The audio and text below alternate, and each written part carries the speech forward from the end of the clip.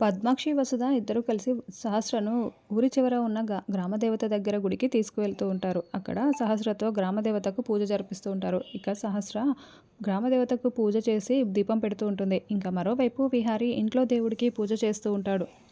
ఇక అప్పుడే అనుకోకుండా గాలి వస్తూ ఉంటుంది. గాలికి దేవుడి ఫోటో కింద పడిపోతుంది.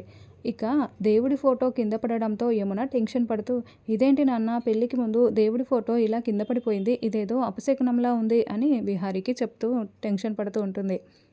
ఇంకా సహస్ర గ్రామదేవత దగ్గర ఉన్నప్పుడు అక్కడ ఒక ఆవిడకు అమ్మవారు ఒంటి మీదకు వస్తుంది.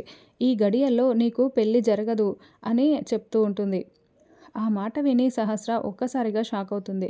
ఇక వసుధ ఒంటి మీదకి దేవుడు వచ్చిన ఆవిడ దగ్గరకు వెళ్ళి, ఆల్రెడీ ముడిపడిపోయింది అంటున్నారు, దానికి అర్థం ఏంటి అని అడుగుతూ ఉంటుంది.